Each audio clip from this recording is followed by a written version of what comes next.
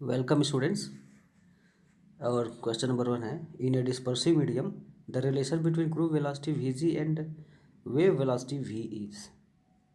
So which one is your correct answer? What is the correct relationship between group velocity and the wave velocity?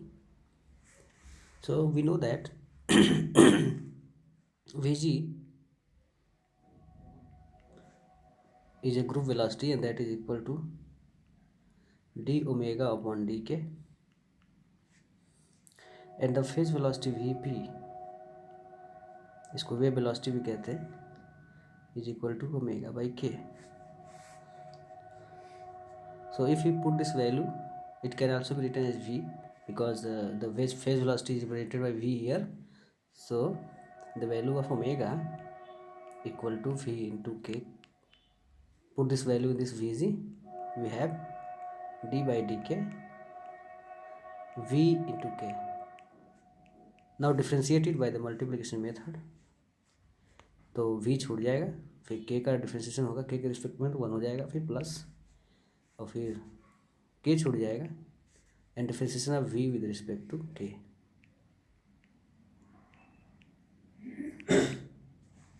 Now we know that the value of k is equal to 2 pi by lambda.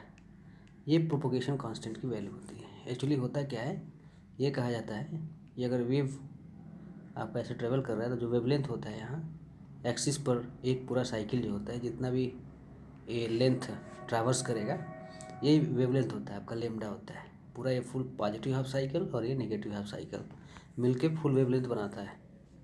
तो जो जो जो angle होगा वो 0 to यहाँ से 2 पाई होगा total angle. ये जो हम यहाँ से यहाँ चल रहे हैं ये टोटल एंगल कितना हो जाएगा 0 टू 2 पाई. और जो वेवलेंथ होगा यहाँ से यहाँ तक के लिए वो लेमडा होगा.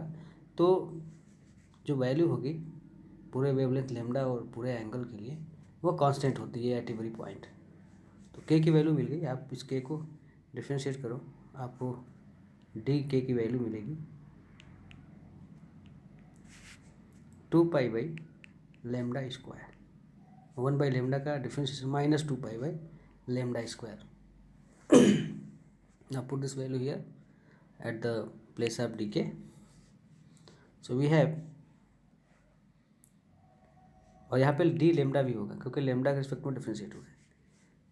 तो वी जी इक्वल टू आपको मिल जाएगा v plus 2 pi by lambda के की वैल्यू, फिर डी वी अपॉन और ये वैल्यू फिर minus 2 pi by lambda square D lambda. So we get the result here Vg equal to V minus और 2 पाई बाई लेमडा और 2 पाई lambda cancel out हो जाएगा, आपको मिल जाएगा lambda d v upon d lambda. So which one option is your correct option? Option number B is your correct option. Okay, go for the next question.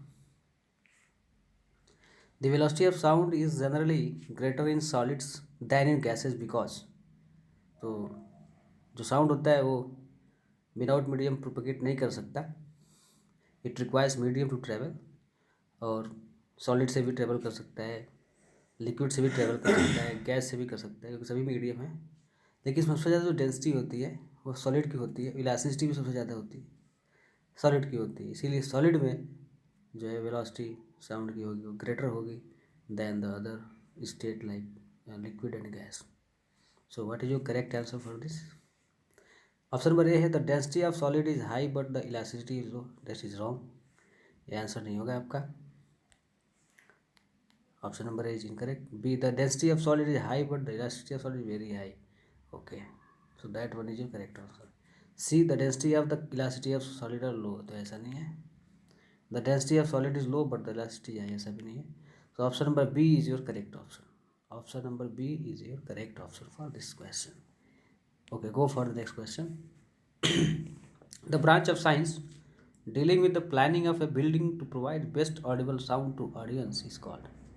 देखिए, जब हम किसी ऐसे बिल्डिंग का कंस्ट्रक्शन करते हैं जिसमें हमें कुछ म्यूजिक से रिलेटेड काम होता है, जिसको हम म्यूजिक के पर्पज़ से कंस्ट्रक्ट करते हैं, कोई बिल्डिंग हो गया या फिर कोई ऑडिटोरियम हो गया, जैसे कि आपका पार्लियामेंट बना हुआ है तो उसमें स्पीकर का पोजीशन कहाँ होना चाहिए, बाकी ऑडियंस का पोजीशन कहाँ होना चाहिए, और ऊपर की सीलिंग कैसी होनी चाहिए, उसका कर्व सरफेस कैसा होना चाहिए, कौन कौन से उसमें मटेरियल्स एब्जॉर्बिंग इस्तेमाल किए जाएंगे, ये सारी फैक्टर्स को ध्यान में रखा जाता है। और इसके लिए स्पेशल ब्रांच ऑफ फिजिक्स है जिसका स्टडी करना अनिवार्य होता है, and that is your acoustics building. Acoustics building is the branch of science which deals with the buildings, construction of building related to the purpose of sound and music. तो यहाँ पर जो आंसर होगा आपका that is your D, acoustics building. और ये generally architectural जो students होते हैं जो कि बी आर्किटेक्चर या फिर अन्य जो पढ़ाई होती है आर्किटेक्चरल डिपार्टमेंट की, उसमें ये चीज़ें ज़्यादा पढ़ाई जाती है क्योंकि उनका जो काम होता है वो बिल्डिंग कंस्ट्रक्शन से ही रिलेटेड होता है। Okay, go for next question. The distance between two successive nodal point in a stationary wave is. तो दो आपका नोडल पॉइंट्स है और उस पर आपको बताना है, उन दोनों के बीच का डिस्टेंस आपको बताना है कितना होगा। तो देखिए स्टेशनरी वेव जो होता है बिना किसी बाउंड्री के प्रोड्यूस नहीं होगा, वी नीड ए बाउंड्री, और इसमें स्टेशनरी वेव प्रोड्यूस होता है। और फिर एक वेव आपको ट्रैवलिंग बैक भी मिलता है। तो इस तरह से जो है आपका लूप बन जाता है। ये तमाम जो लूप बने हैं ये लूप स्टेशनरी प्रतीत होते हैं, इस मतलब स्टैंडिंग वेव है। ये मानो कि ये वेव प्रोपोगेट ही नहीं कर रहा है, ऐसा फील होता है। So all the loops shift to be stationary. आपको बताता है नोड क्या होता है। तो नोड जो है, ये जो जीरो डिस्प्लेसमेंट यहाँ दिखाई दे रहा है ना, ये नोड है। ये सब पोजीशंस आपके नोड के पोजीशंस हैं जहाँ पे डिस्प्लेसमेंट की वैल्यू क्या है, वो जीरो है। और जहाँ ये साइकिल आपको दिख रहा है अपोजिट में, ये जो पोजीशन है ये एंटी नोड्स के पोजीशन है। ये सारे पोजीशन ये एंटी नोड्स है, और जहाँ पे डिस्प्लेसमेंट जीरो हो रहा है आपका ये पॉइंट्स, ये सभी पॉइंट्स जो है आपके नोड के पोजीशंस हैं, नोड। तो इस तरह से नोड एंटी नोड सीक्वेंस में जो है कॉन्सिक्यूटिवली आगे तक दो बाउंड्री के बीच में होता है, और दोनों के बीच डिस्टेंस क्या होता है। तो देखिए दो नोड के बीच में जो वेवलेंथ होगा वो कितना होगा, λ/2 होगा, क्योंकि पूरी एक पॉजिटिव हाफ साइकिल और पूरी एक नेगेटिव हाफ साइकिल जब मिलती है तो एक वेवलेंथ कंप्लीट होता है। तो यहाँ पर चूँकि हाफ ही दिया हुआ है तो एक हाफ जो आपका वेवलेंथ है वो दो नोड्स जो है उनके बीच में है, तो इसलिए जो डिस्टेंस हो जाएगा वो कितना हो जाएगा, λ/2 हो जाएगा। So B is your correct option. Next question is the ratio of intensity of two interfering waves is 4:1, then the ratio of maximum to minimum intensity is। How will you solve this? देखिए intensity जो होती है I is always proportional to the amplitude square. तो यहाँ पे दिया हुआ है इंटरफेयरिंग वेव्स हैं, दो हैं, उनके इंटेंसिटी का रेशियो क्या है, 4:1। तो I1/I2 की वैल्यू दिया हुआ है 4:1। तो एक किसके बराबर हो जाएगा, A1 इंडिविजुअली अगर लिखा जाए तो A1/A1² A2²। तो यहाँ से आपको A1/A2 की जो वैल्यू मिलेगी 2/1 हो जाएगा, और यहाँ से मिल जाएगा आपको A1 = 2 × A2। अब I जो मैक्सिमम होता है वो कितना होता है, इंटेंसिटी मैक्सिमम कब होती है, तो आपका जब एम्पलीट्यूड आप जोड़ के लिखते हैं A1 + A2 का होल स्क्वायर, और मिनिमम कब होता है, तो मिनिमम के लिए एम्पलीट्यूड का डिफरेंस ले लेते हैं A1 - A2 का होल स्क्वायर। तो अब इन दोनों का रेशियो हमें लेना होगा, ये आपको बताना है। इंटेंसिटी, मैक्सिमम इंटेंसिटी और मिनिमम इंटेंसिटी का रेशियो क्या होगा यदि इंडिविजुअल वेव्स की इंटेंसिटी का रेशियो 4:1 है। तो यहाँ पर आप A1 को रिप्लेस कर दीजिए A2 के टर्म में, जो ये वैल्यू यहाँ निकली हुई है, तो आपको मिल जाएगा दैट इज इक्वल टू, यहाँ पे आप रखोगे 2A2 तो आपको मिल जाएगा 3A2² अपॉन A1 - A2, तो आपको यहाँ पे केवल A2 मिलेगा, A2²। तो ये तो कैंसिल हो जाएगा A2², तो आपको मिल जाएगा 9/1, मीन्स 9:1 का रेशियो मिलेगा आपको, 9:1 का ratio. So option number B is your correct option. Next question है the differential equation for electrical damped harmonic oscillator is. तो डैम्प्ड हार्मोनिक ऑसिलेटर का मतलब क्या होता है, वो ऑसिलेटर जो जिसका एनर्जी, जिसका एम्पलीट्यूड टाइम के अकॉर्डिंग, टाइम के रिस्पेक्ट में डीके होता जाता हो। मतलब as the time increases the energy and the amplitude decreases, means the amplitude decreases with time you can say. तो in the case of this electrical system where there is a resistance, there is a capacitor and inductor, the three elements are connected together, और इससे से जो ये loop बना इसमें total जो voltage होगा सम ऑफ ऑल द वोल्टेज ये किरचॉफ के अकॉर्डिंग 0 हो जाएगा. तो यहाँ पे डिफरेंशियल इक्वेशन ऑफ मोशन आपको लिखना है for the damped harmonic oscillator, जहाँ पे रेजिस्टेंस है वहाँ और ये वोल्टेज कंजप्शन का काम करता है, एनर्जी कंज्यूम करने का काम करता है. यहाँ पे कैपेसिटर ये चार्ज होता है फिर डिस्चार्ज होता है इंडक्टर के थ्रू, तो इस तरह से एक ऑसिलेशन सेटअप हो जाता है इस इलेक्ट्रिकल सर्किट में. तो यहाँ पर जो वोल्टेज होगा वी एल, इंडक्टर के लिए अगर मैं लिखूँ तो L D I by D T होता है, L D I by D T. और आपको पता है कि रेजिस्टेंस पे कितना होता है वी आर, तो ये आई आर होता है. और वी सी कितना हो जाएगा, तो ये क्यू बाई सी हो जाएगा, क्योंकि आपको पता है क्यू इक्वल टू सी भी होता है कैपेसिटर के लिए, तो V equal to Q by C हो जाएगा. तो sum of all the voltage की बात कर रहे हैं कि 0, तो यहाँ पर रख देंगे एल सभी वोल्टेज के लिए d I by D t plus आपको आई आर भी रखना होगा I R plus Q by C that is equal to 0. और इसको फिर ऐसे लिखा जा सकता है डिफ्रेंशिएट करके d two I by second order के टर्म में लिख दिया गया d two I by D t square plus फिर यहाँ पे आर है तो R d I by D t फिर प्लस, और यहाँ पे देखिए d Q by D t जैसे ही मैं करूँगा क्योंकि 1/c ये तो कांस्टेंट है, तो D Q by D T I हो जाएगा. ठीक है, I equal to 0. So which one is your correct option? Option number A is your correct option for this question. Next question है in stationary wave the particle velocity at the nodal points is. तो particle की velocity वगैरह सब 0 होती है nodal points पर, maximum होती है एंटी नोड्स पर. तो कौन सा आपका आंसर करेक्ट होगा? ए होगा. ओके, नेक्स्ट क्वेश्चन है A stretched string of length L fixed at both ends can sustain stationary wave of wavelength lambda given by. तो विद इन द बाउंड्री, आपको पता है कि कोई स्ट्रिंग अगर आप ले लें विद इन द बाउंड्री, उसको थोड़ा सा प्लग करके छोड़ दें, ये ऑसिलेशन सेट भी करेगा. ऑसिलेशन कैसा होगा इसमें, तो स्टेशनरी वेव प्रोड्यूस करेगा. ठीक है, और इसमें एक और वेव मिलेगा जो कि ठीक इसके अपोजिट ट्रैवल कर रहा होगा, और जो लूप होगा वो सिम्स टू बी स्टेशनरी, बिल्कुल रुका हुआ प्रतीत होगा. तो टोटल लेंथ सपोज करिए यहाँ से यहाँ तक एल है. अब आप इन वेवलेंथ्स को काउंट कर सकते हैं और बता सकते हैं कि जो एल की वैल्यू भी कितनी होगी. तो यहाँ पे देखिए ये लेमडा बाई 4 है. ठीक है, और फिर ये पूरा हाफ साइकिल लेमडा बाई 2 है. देखिए lambda by 2 lambda by 2 lambda by 2 lambda by 2 lambda by 2 और लेमडा बाई 4 इधर और लेमडा बाई 4 इधर. तो लेमडा बाई 2 के ही टर्म्स में आएगा आपको 5 lambda by 2 2 lambda by 2 3 lambda by 2, मतलब इंटीग्रल ऑफ लेमडा बाई 2. ठीक है, एन लेमडा बाई 2 एल की वैल्यू, और एन की वैल्यू क्या होगी, इंटीग्रल होगी, पूर्णांक होगी, ये फ्रैक्शन में नहीं हो सकता है. तो यहाँ पे आपको मिल जाएगा लेमडा की value 2l divided by N. So C is your correct answer.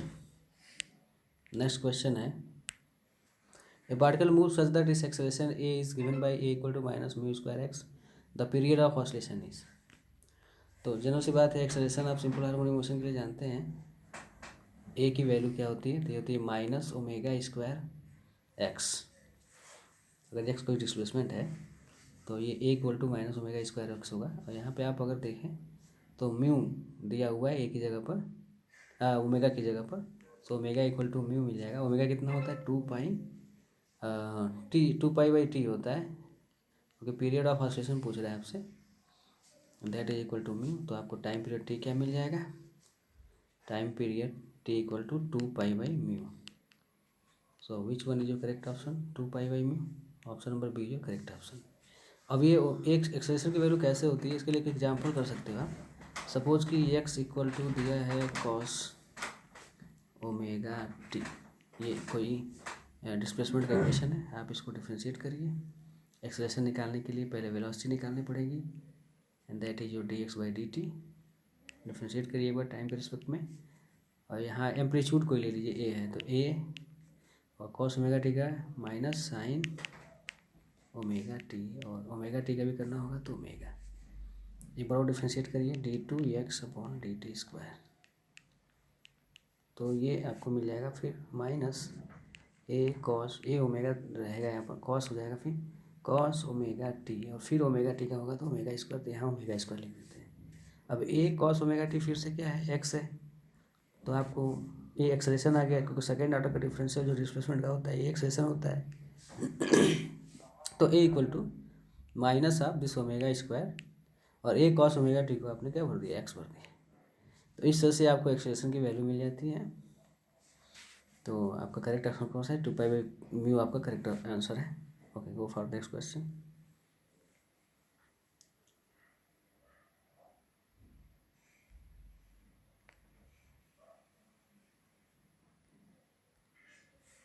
A particle execute SHM, the total energy of the particle is maximum at, particle जो है motion simple harmonic motion perform कर रहा है और total energy की बात कर रहा है। तो आपको पता होना चाहिए जब टोटल एनर्जी की बात कर रहा है तो टोटल एनर्जी जो होती है वह kinetic energy plus potential energy होती है, और during the oscillation at each and every point आप कह सकते हो कि काइनेटिक एनर्जी और प्लस पोटेंशियल एनर्जी की जो सम होता है वो हमेशा कांस्टेंट होता है, कंजर्व होता है। टोटल एनर्जी इज कंजर्व, तो sum of kinetic energy and potential energy is always constant at every point during the oscillation. तो यहाँ पर सेम होगा हर जगह, हर पोजीशन पे। हालांकि काइनेटिक एनर्जी की वैल्यू और पोटेंशियल एनर्जी की वैल्यू अलग अलग हो सकती है अलग अलग पॉइंट पर, लेकिन दोनों का सम जो होता है वो कांस्टेंट हो जाता है। जैसे simple harmonic motion, simple pendulum के केस में अगर देखा जाए तो काइनेटिक एनर्जी जो होगी सबसे ज़्यादा होगी मीन पोजीशन से जब बॉडी क्रॉस कर रहा होगा, और पोटेंशियल एनर्जी की वैल्यू एक्सट्रीम पोजीशन पर सबसे ज़्यादा होगी, और पोटेंशियल एनर्जी की वैल्यू सबसे कम यहाँ मीन पोजीशन पर होगा। तो यहाँ काइनेटिक ज़्यादा है मीन पोजीशन पर तो पोटेंशियल कम है, और एक्सट्रीम पोजीशन पर पोटेंशियल की वैल्यू ज़्यादा है तो काइनेटिक एनर्जी क्या हो जाती है, मीन हो जाती है। तो हर पॉइंट पे जो है काइनेटिक एनर्जी अगर बढ़ रहा है तो पोटेंशियल एनर्जी कम हो जाएगा, पोटेंशियल एनर्जी बढ़ रहा है तो काइनेटिक एनर्जी की वैल्यू जो है कम हो जाती है। तो इस ताकि जो है टोटल एनर्जी की जो वैल्यू है वो एडजस्ट रहे, मेंटेन रहे। तो अगर हम ग्राफ प्लॉट करें,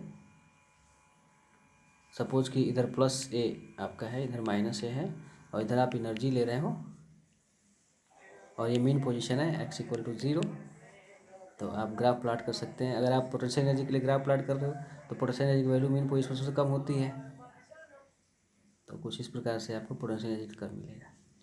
और काइनेटिक एनर्जी यहाँ मैक्सिमम होती है तो यही ग्राफ उल्टा कर देंगे, है ना। तो इस तरह से ये आपको काइनेटिक एनर्जी का ग्राफ मिल जाएगा, ये पोटेंशियल एनर्जी ग्राफ मिल गया। तो इस तरह से जो है आपको मिल जाता है। अच्छा, एक पॉइंट ऐसा होता है जहाँ पे दोनों इंटरसेक्ट करते हैं, ये पॉइंट्स कौन होते हैं, अगर ये आपको निकालना हो तो कैसे निकलेगा, तो काइनेटिक एनर्जी की जो वैल्यू होती है और पोटेंशियल एनर्जी की जो वैल्यू होती है तो होता है 1/2 के ए स्क्वायर माइनस एक्स स्क्वायर, और पोटेंशियल यानी ये ऐसा पॉइंट है जहाँ पे काइनेटिक एनर्जी की वैल्यू और पोटेंशियल एनर्जी की वैल्यू दोनों सेम है। अब यहाँ पे 1/2 के एक्स स्क्वायर ये जो वैल्यू है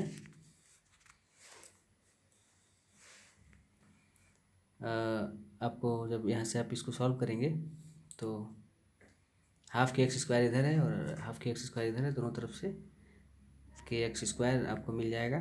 अच्छा, के से के तो कैंसिल हो जाएगा, तो एक्स की वैल्यू आपको मिल जाएगी प्लस माइनस a/√2, a/√2 मिल जाएगी। तो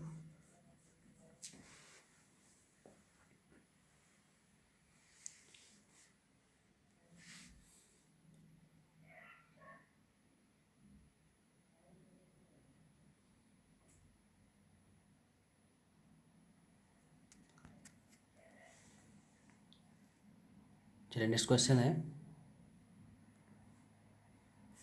the acceleration of the particle in SHM is, particle का SHM जो है एक्सेलरेशन का पार्टिकल अगर पार्टिकल का अगर SHM हो रहा है तो एक्सेलरेशन क्या होगा, A always 0, B always constant, C maximum at extreme position, D maximum at equilibrium position। तो पार्टिकल का एक्सेलरेशन जो होता है वो एक्सट्रीम पोजीशन पर मैक्सिमम होता है। सो आंसर आपका हो जाएगा सी। नेक्स्ट क्वेश्चन है, the equation of a plane progressive wave is y equal to this, the frequency of the wave will be. तो यहाँ पे आप देख रहे हैं, इसका तुलना कर दीजिए आप, y equal to a sine omega t plus k x से। Omega t plus k x क्या है, फेज है। तो आप देख रहे हैं ए की जगह पे दिया हुआ 0.025, साइन दिया हुआ है, ओमेगा की जगह पे 100 दिया हुआ है, के की जगह पे आपका 0.25 है, ओमेगा कितना दिया हुआ है, 100 दिया हुआ है। तो यहाँ से आप ओमेगा क्या पूछ रहे हैं आपसे, frequency omega equal to 2πn होता है, that is equal to 100। So N equal to 100/2π, answer हो जाएगा आपका 50/π।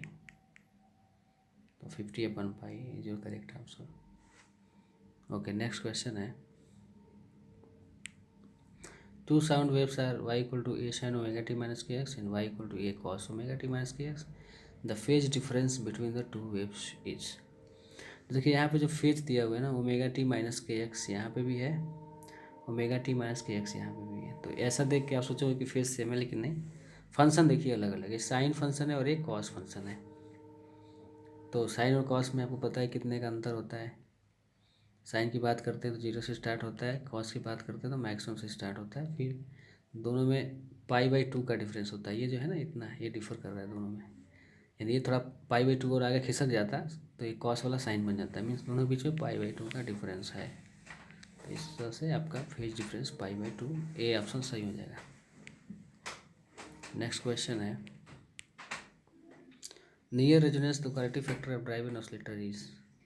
तो क्वालिटी फैक्टर है, क्वालिटी फैक्टर क्योंकि जो वैल्यू होती है ओमेगा इंटू टाउ होती है, जहाँ पे टाउ जो है वो रिलैक्सेशन टाइम होता है, मतलब कितने समय में आपका जो एनर्जी है वो इनिशियल एनर्जी जो होगा, ओरिजिनल जो एनर्जी होगी इनिशियली, उसका 1/e टाइम्स होगा। जो भी एनर्जी एट एनी टाइम आप निकाल रहे हैं तो कितना होना चाहिए, जो भी शुरुआत में एनर्जी रही होगी उसका 1/e टाइम्स तक, है ना, जो भी 1/e टाइम्स जो एनर्जी आए कितने समय में इतना हो जाता है, वही टाइम रिलैक्सेशन टाइम होता है। और ये एम्पलीट्यूड के लिए भी, एनर्जी के लिए भी अलग अलग। टाउ की वैल्यू सिंपली जो है 1/2r लिखी जाती है, जहाँ आर डैम्पिंग फैक्टर है। नेक्स्ट क्वेश्चन है, in stationary wave energy is transmitted in a medium from one point to another at steady state. Energy of the medium is 0, there is no propagation of energy, and D है the phase of each particle is stationary. तो stationary wave के case में जो energy का transmission है from one point to another, तो ये जो है वैल्यू 0 होती है। No transmission of energy takes place for the stationary wave. Energy का ट्रांसमिशन नहीं होता है क्योंकि वेव जो होते हैं एक दूसरे के अपोजिट ट्रैवल कर रहे होते हैं, तो इस वजह से एनर्जी जो होती है वो एनर्जी वैनिश हो जाती है। तो एनर्जी का प्रोपगेशन एट ऑल नहीं होता है। तो ऑप्शन नंबर सी जो है करेक्ट ऑप्शन हो जाएगा। नेक्स्ट क्वेश्चन है,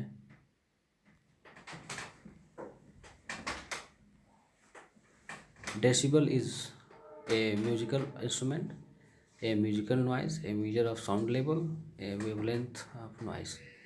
तो यहाँ पे म्यूजिकल इंस्ट्रूमेंट तो है नहीं, डेसिबल म्यूजिकल नॉइज भी नहीं है, वेवलेंथ ऑफ नॉइज भी नहीं है। तो ये सारे ऑप्शन आपके इनकरेक्ट हैं।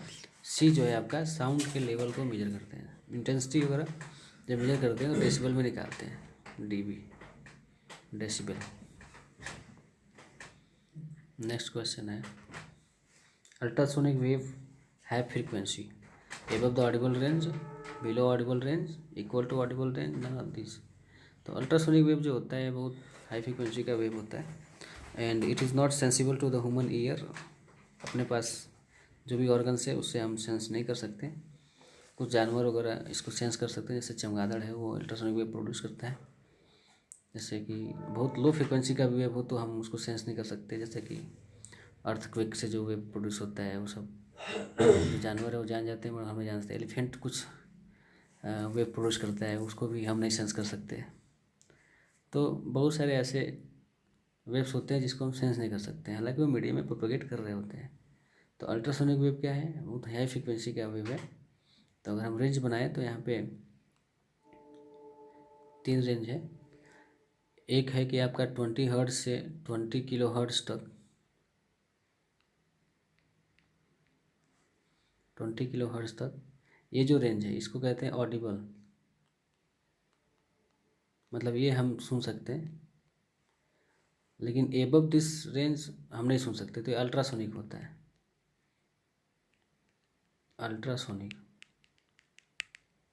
और बिलो दिस रेंज ये आपका अनऑडिबल होता है। ये जो है इंफ्रासोनिक कहते हैं इसको, इंफ्रासोनिक। तो ऑडिबल का जो रेंज है वो एबव द, अल्ट्रासोनिक वेव का जो रेंज है वो एबव द ऑडिबल रेंज हो जाएगा answer. The velocity of sound in A gas depends upon, तो गैस में अगर साउंड प्रोपेगेट कर रहा है तो फिर उसकी डेंसिटी पर डिपेंड करेगा, और गैसेस मालिक्यूल्स हैं फिर उनके इलास्टिसिटी पर डिपेंड करेगा मटेरियल की। So B is your correct option, density and elasticity of a gas. Next question है the expression for the reduced mass is. तो देखिए अगर हम कंसिडर करें दो मॉलिक्यूल्स, दो कोई पार्टिकल ले लीजिए, इनके बीच में एक लाइन ज्वाइन है और सेंटर ऑफ मास से सपोज करिए कहीं सेंटर ऑफ मास लाई करेगा, और इसके बाद बॉडी अगर रोटेट कर रहा है तो जो भी मोमेंट होगा इस पॉइंट के बाद m1r1 इक्वल टू m2r2, और r की जो वैल्यू होगी टोटल जो डिस्टेंस होगा दोनों के बीच r, वो r1 प्लस r2 लिखा जाएगा। यहाँ से m1 मास वाले पार्टिकल का डिस्टेंस और फिर m2 मास वाले पार्टिकल का डिस्टेंस, ये r2 है और ये r1 है, तो total distance r equal to r1 plus r2। तो यहाँ पे हम किसी को भी रिप्लेस कर सकते, सपोज हम यहाँ पे r1 की वैल्यू निकाल लें तो r माइनस r2 हो जाएगा, और ये वैल्यू यहाँ रखें तो m1 और r1 की जगह m1 r1 की जगह पे यहाँ r है केवल, m1 r minus r1 r2, this is not here, and that is equal to m2 r2. So we have m1 r equal to m1 plus m2 r2. So the value of r2 equal to, we have m1 upon m1 plus m2 r। और इसी तरह से हम r1 की value निकाल सकते हैं, और ये आ जाएगा आपका m2 upon m1 plus m2 into r। अब ये वैल्यू हम इसके टोटल मोमेंट ऑफ इनर्शिया में रख सकते हैं, I equal to m1 r1 square plus m2 r2 square. जब आप यहाँ वैल्यू रखेंगे r1 की और r2 की r के टर्म में, तो आपको मिल जाएगा I equal to m1 m2 upon m1 plus m2 r square, और फिर जनरली हम इसे लिख सकते हैं I equal to mu r square. तो I इक्वल टू जो मिला म्यू r स्क्वायर, यहाँ से म्यू की वैल्यू जो है रिड्यूस्ड मास कहते हैं। तो वन बॉडी प्रॉब्लम जो है इस तरह से रिड्यूस हो जाता है, two body problem one body problem में रिड्यूस हो जाता है। Okay, thanks.